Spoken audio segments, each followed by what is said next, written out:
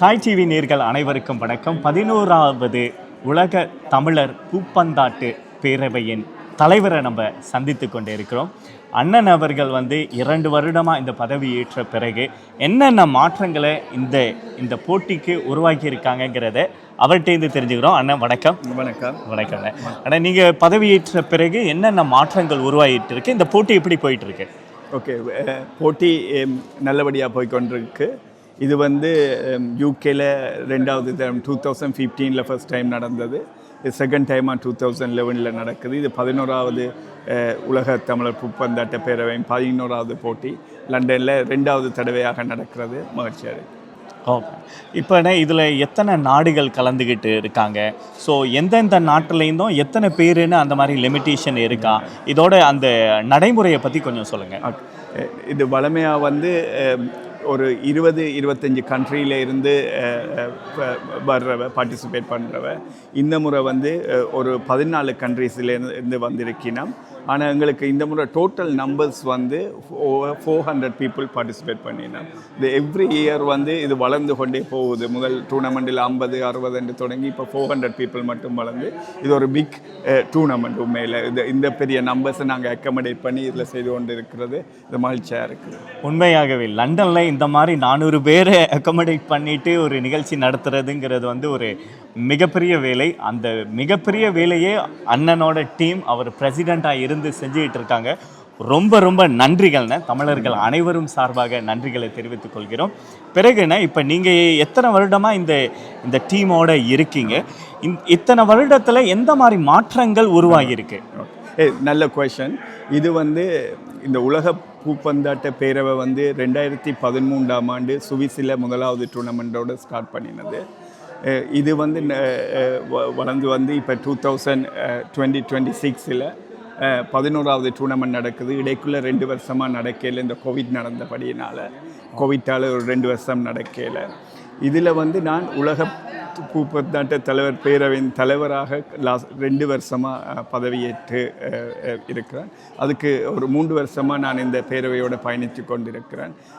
இதில் என்ன என்று சொன்னால் ஒவ்வொரு வருஷமும் நாங்கள் ஒவ்வொரு கண்ட்ரியில் டூர்னமெண்ட் செய்கிறோம். நாங்கள் இது நடந்து முடிஞ்சு ஸ்ரீலங்காவில் இப்போ 2 இயர்ஸுக்கு முதல் செய்யினாங்க. லாஸ்ட் இயர் ஃப்ரான்ஸில் செய்யினாங்க.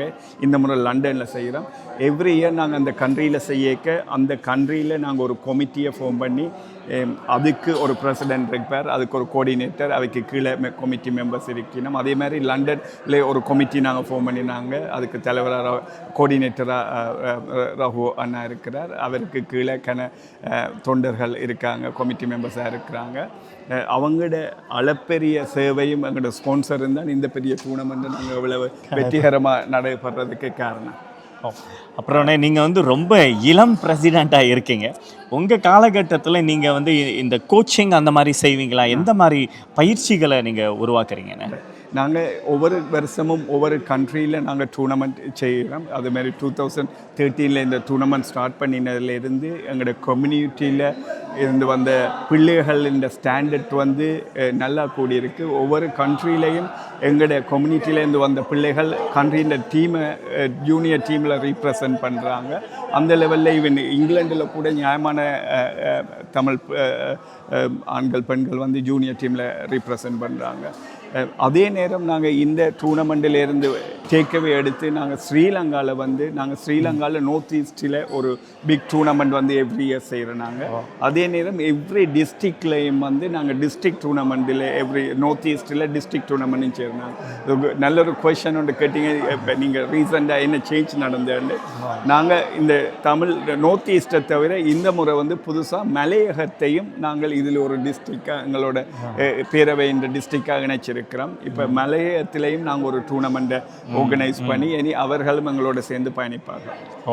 இந்த கோச்சிங் கேம்பை பற்றி கேட்டிங்க. நாங்கள் இது ஸ்ரீலங்காவில் நாங்கள் இப்போ கோச்சிங் கேம்ப் செய்து இந்த பிள்ளைகளுக்கு நல்ல டாப் லெவலில் இருக்கிற பிள்ளைகளுக்கும் கோச்சிங் கேம்ப் செய்கிறோம். அதில் விட அங்கே கோச்சஸுக்கும் நாங்கள் ட்ரைனிங் கொடுக்குறோம். ஸோ அதால் அவை அது பிள்ளைகளின் ஸ்டாண்டர்ட் ஸ்கில் லெவல் எல்லாம் கொஞ்சம் இம்ப்ரூவ் பண்ணிக்கொண்டே வருது. ஸோ அதுக்கான வேலைப்பாடுகள் நடந்து வந்தோம். ரொம்ப ரொம்ப மகிழ்ச்சி. ஆனால் லைக் இந்த மாதிரி இளம் தலைவர்களை பார்க்குறது நம்ம தமிழர்களில் ரொம்ப அரிது. எல்லா நாடுகள்லேயும் போய் பார்த்தீங்கன்னாக்கா பொசிஷனில் ரொம்ப வயதானவங்க தான் இருப்பாங்க. ஸோ நம்ம தமிழ் மக்கள் இதுலேருந்து நீங்கள் தெரிஞ்சுக்கிறணும், நம்ம இளைஞர்களுக்கு நீங்கள் வாய்ப்பை கொடுக்கணும். அவங்க கையில் நீங்கள் வந்து இந்த முன்னேற்றத்துக்கான பாதையை கொடுத்தீங்கன்னாக்க நிச்சயமாக அண்ணன் போல பல தலைவர்கள் உருவாகுவாங்கங்கிற கருத்தையும் இங்கே சொல்லிக்கிட்டு தாய் டிவி நேயர்கள் அனைவருக்கும் நன்றிகள், வணக்கங்கள். நன்றி, வணக்கம்.